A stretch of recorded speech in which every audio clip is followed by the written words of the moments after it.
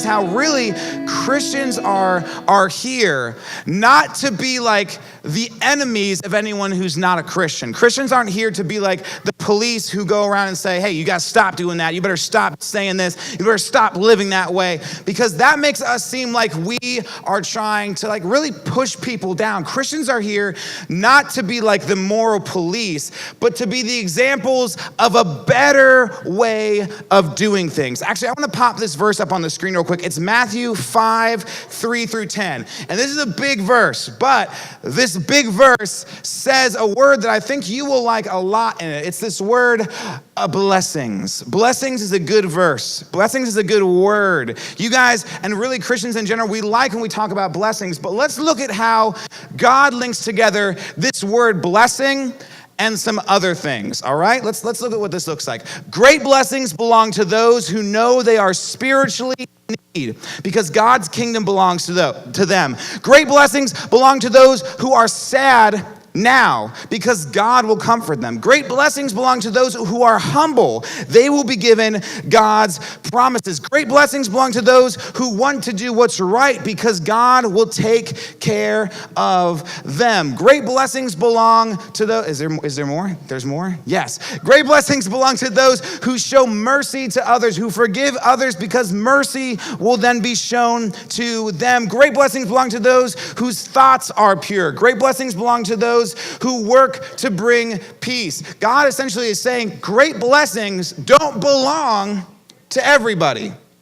Great blessings belong to the people who live opposite of everybody else. And I think what we have to realize nowadays is a lot of times Christians are playing by the same rule book that everybody else in our country and in our world is playing by. And that rule book simply says, you take care of yourself, you take care of the few people around you, and if somebody hurts you or hurts them, then you hurt them back. The idea of payback, the idea of getting even, the idea of revenge is a huge thing, and it's not a new thing. It's been going on since time began. But the problem is, when someone hurts us and we hurt them back, that doesn't end the cycle. That starts it back over again. And what we need to realize, what we need to be as Christians, is we have to start ending the cycle rather than making it continue. Now, for an illustration of this, I need someone I need a student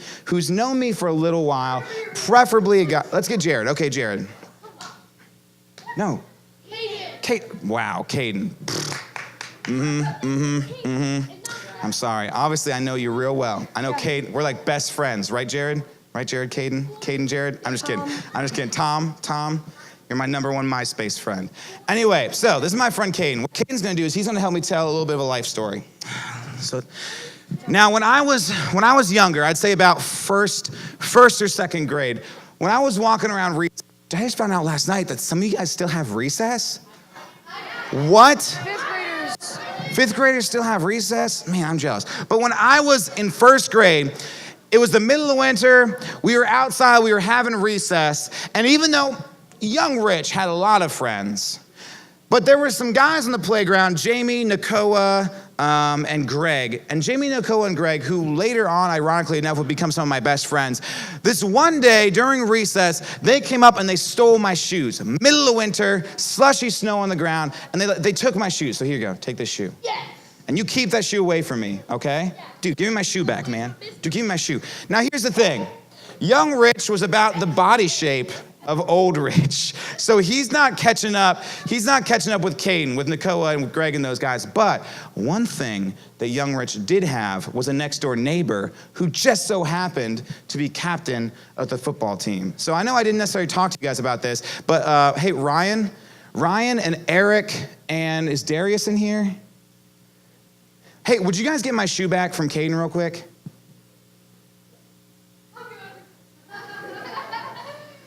And so this is exactly what young Rich did. Young Rich got his friends, the football team guys who were much bigger, who were much stronger, to help out in getting my shoe back. And honestly, that's about what happened. So like the thing is, for a little bit, I felt so good. You can get, we can get him some candy or something for being a good sport. Now, my thing is, in my head, when that started happening, when I saw the football team descend upon Greg and those guys, in my head, I was like, yes, revenge. I got payback for what went wrong. I'm now even with these guys. However, my friends took it a bit too far. I just wanted my shoe back. But my friends, in their mind, were saying, you okay? You all right? You good? You good? You want my shoe? No. My friends in their mind said, dude, this guy hurt Rich, so we're gonna hurt these guys. And quickly I went from like, yeah, payback, to suddenly being like, no, guys, you gotta stop. I didn't want you guys to like do this stuff to them. I didn't want you guys to kind of beat them up. I didn't want you guys to like steal their shoes. And it started getting out of hand. Why? Because just getting even with somebody else, playing the game of revenge, they hurt me, I hurt them, always ends up making things worse. The problem is it makes things worse, but it makes us feel better. So we get tricked into thinking that it's fixing the problem instead of solving the problem. Now, Jesus obviously understood that that's how humans are. So when he was alive and on the earth, he said this to a group of people. It's found in Matthew chapter 5, same chapter, verses 38 through 42. He says to a group full of people who go to church, who still didn't understand this idea, he said, you have heard this saying, and you guys probably have too, an eye for an eye and a tooth for a tooth. You pluck out my eye, I pluck out your eye, we're even. You punch out my tooth, I punch out your tooth, we're even. You stab me in the back, I stab you in the back, we're even. You cheat off me, I cheat off you. You fight me, I fight you. The idea of we've got to get even. But Jesus says, you've heard this, but I tell you, don't fight back against someone who wants to do harm to you. If they hit you on one side of the face, turn your other side to them as well. If anyone wants to sue you and to steal your shirt, give them your coat too. If someone says, hey, you've got to help me carry this heavy thing for a mile, carry it with them for 2 miles. Jesus is essentially saying that even though you've been raised to think, I've got to get even, I've got to take care of myself, Jesus is saying you've got to try to end the cycle rather than continue it. Because think about it. If we look at this verse, the whole idea, the first thing is, you hit me, you hurt me, I hurt you back. Not, you hurt me, I let it go.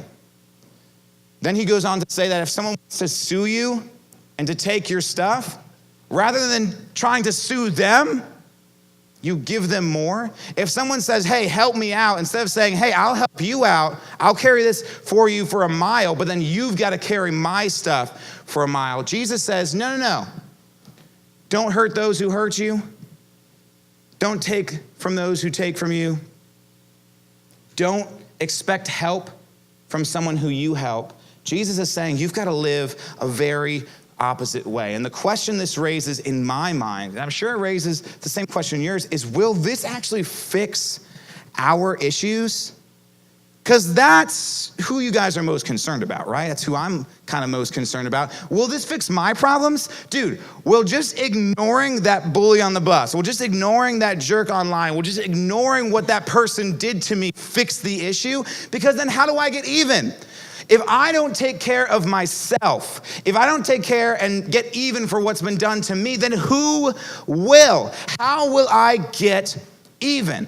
See, all of these questions really come back to one big question. All of these little questions of how will I get even? Will this fix my problems? Comes back to this really big thought that we worry about in the back of our heads a lot. It's who is watching out for me? Who is going to take care of me? Who actually likes and loves me? And us answering this question with nobody causes us to fall back into the cycle and to play by the rule book that everybody else is playing about. If no one likes me and is watching out for me, then I've got to watch out for myself. Which means if you hit me, you better believe I'm gonna hit you back even harder, because I don't want that to happen again. If you steal from me, you better believe I'm gonna leave you homeless when I'm done with you, because I gotta get even. If you want me to help you with something, then you better believe you gotta help me back.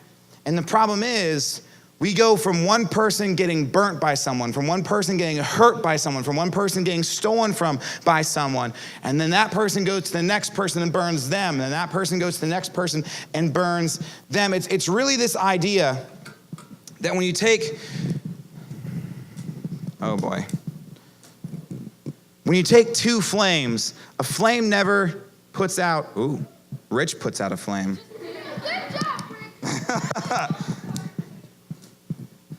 When you have two flames together, it never makes a smaller flame. It always makes a bigger flame. And the problem with this is I need a leader specifically, a leader. I should have practiced this again last night. Who helped me last night? Nelson did. Kenny, I trust you to be okay with fire safety. And just in case, I have a bucket of water. So,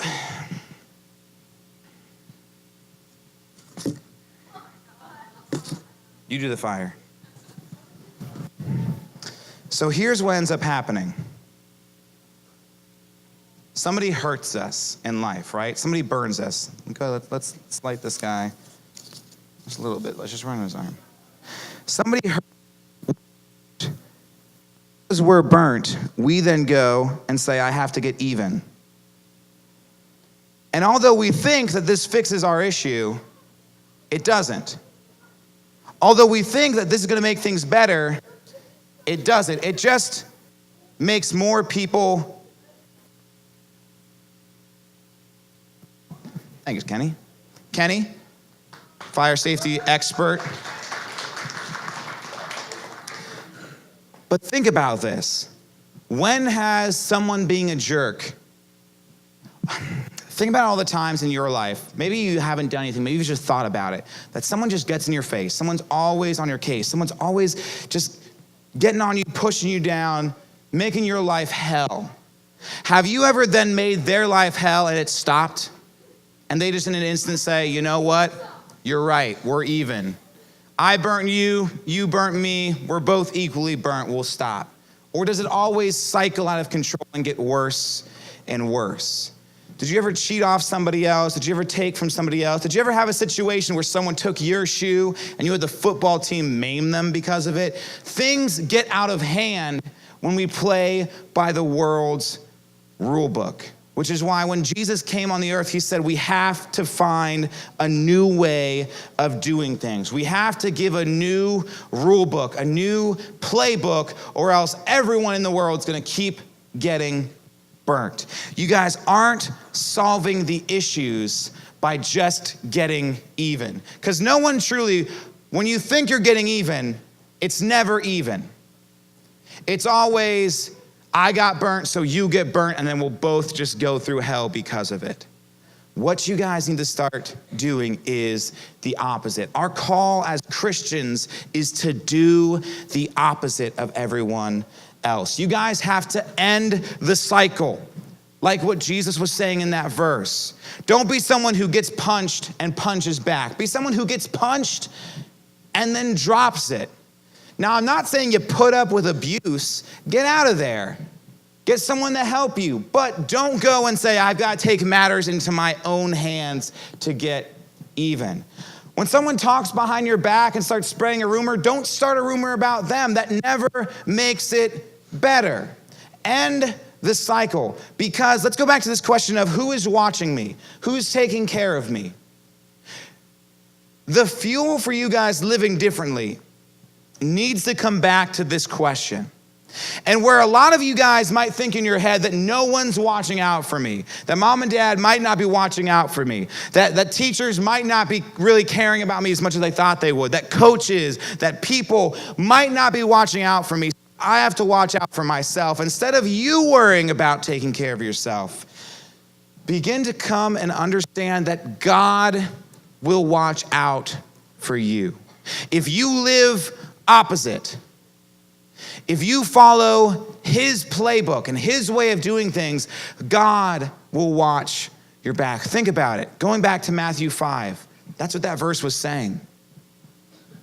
Blessed are people who are sad now, because God will watch out for them. Blessed are the people who make peace and not war, because God will watch out for them. Blessed are the people who try to do what's right instead of trying to get even by doing what's wrong, because God will take care of them. Blessed are the people who do the opposite. But in the same way, using a little bit of math, if opposite equals blessing, then the same does not equal a blessing. So that's my food for thought for you guys this week. And my challenge is to stop thinking that you have to take care of yourself and to get even because of it. And even though in moments where you want to get even, it'd be so easy and it feels so good, begin to think, what is this really accomplishing besides making me feel good? And if it doesn't end the cycle, then I challenge you, live God's way and live opposite and watch what he'll do to get you even.